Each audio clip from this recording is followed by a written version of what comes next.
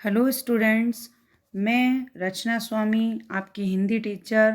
आज हम chapter number first आत्मत्राण पढ़ेंगे। यह एक कविता है। इसके कवि का नाम रविंद्रनाथ ठाकुर है। प्रस्तुत प्रार्थना गीत गुरुदेव रविंद्रनाथ ठाकुर द्वारा बांग्ला भाषा में रचित है। इसका हिंदी अनुवाद आचार्य हजारी प्रसाद द्विवेदी ने किया है। इस कविता में कवि प्रभु की सब कुछ कर सकने के सामर्थ्य को जानते हुए भी अपने आत्मसम्मान की रक्षा करते रहना चाहता है। वह प्रभु से केवल इतना चाहता है कि वह विपत्ति काल में उसे धैर्यवान बने रहने की शक्ति दे। वह अपना भार कम नहीं करना चाहता, बल्कि वह बलपूर्वक उसका वहन करना चाहता है।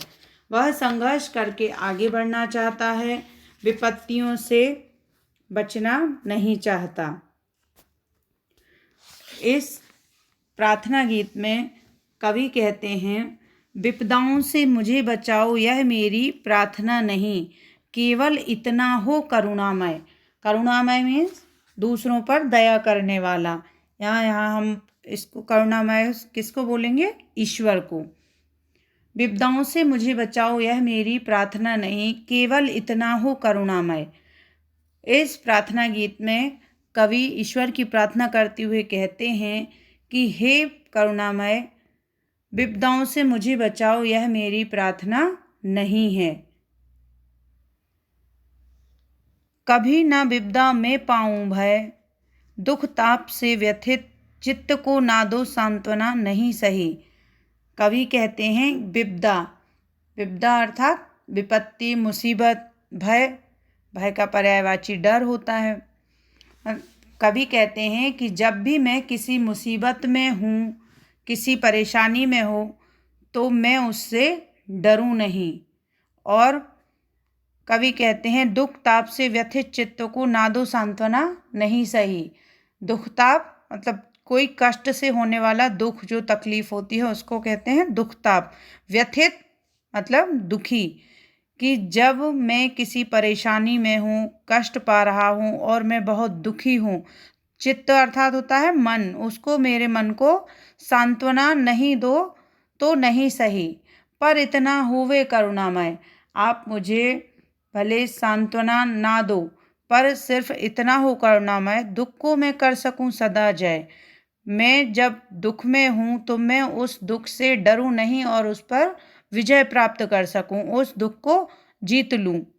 कोई कहीं सहायक ना मिले, सहायक अर्थात मददगार, कोई हमारी हेल्प करने वाला ना मिले, तो अपना बल पौरुष ना हिले। कवि कहते हैं कि जब मैं किसी विपत्ति में हूँ, परेशानी में हूँ और मुझे कोई भी मदद करने वाला, सहायता करने वाला ना मिले, तो इतना हो करुणामय, ना मिले नहीं सही, पर इतना हो, आप सिर्फ इतनी मदद करना कि मेरा जो बल, बल अर्थात ताकत, पौरुष, पराक्रम, मेरा बल पौरुष ना हिले, अर्थात मैं अपने प्रण से डगमगाऊं ना और मेरे बल पौरुष में, पराक्रम में कोई भी कमी ना आए। हानि उठानी पड़े जगत में, लाभ अगर वंचना रही। वंचना अर्थात ठगना या धोखा देना। कवि कहते हैं कि भले ही इस संसार में मुझे हानि ही हानि क्यों ना उठानी पड़े, मुझे हमेशा ही हानि क्यों ना हो, और लाभ भी मुझे धोखा दे जाए, जब जहाँ मुझे लाभ होना था वहाँ भी लाभ ना हो और लाभ भी मुझे धोखा दे जाए, तब सिर्फ आप प्रभु हे करुणामय, आप मुझ पर सिर्फ इतनी कृपा करना, इतना मेरा साथ देना कि मेरे मन में मैं ना मानूं क्षय, मैं अपने मन में किसी भी प्रकार का क्षय, क्षय मीन्स नाश, मैं ये ना सोचूं कि अब मैं नाशकारी विचार आने लगे हैं और मैं अपना उसमें नाश ना मानूं, मैं अपना मानसिक संतुलन बनाए रखूं।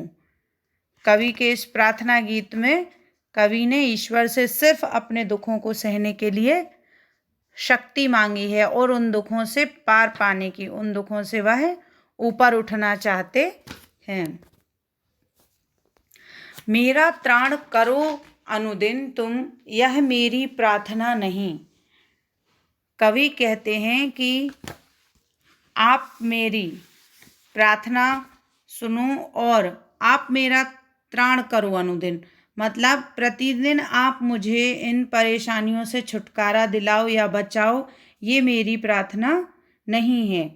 बस इतना होवे करुणामय, हे ईश्वर सिर्फ इतना हो, तरने की हो शक्ति अनामय। मतलब मुझे इन दुखों से पार पाने के लिए, इनसे लड़ने के लिए आप मुझे सिर्फ स्वस्थ रखें। अनामय अर्थात स्वस्थ रहना, रोग रहित रहना। हे प्रभु आप मेरा दुख, मेरी परेशानी प्रतिदिन दूर करो, ये मैं नहीं चाहता हूँ। बस इन दुखों से लड़ने के लिए मुझे एक स्वस्थ शरीर प्रदान करें और मुझे हमेशा स्वस्थ रखें। मेरा भार अगर लघु करके ना दो सांत्वना, नहीं सही।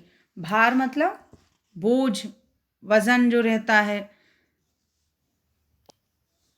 उसको आप लघु मीन्स छोटा, मतलब मेरे सर पे या मुझ पे जो विपत्तियों का भार है आप उसको छोटा ना करें तो नहीं सही। मतलब उसको आप छोटा ना करें, केवल इतना रखना अनुनय। अनुनय मीन्स होती है कृपा। आप सिर्फ मुझ पे इतनी कृपा करना, कर सकूं, वहन कर सकूं इसको निर्भय।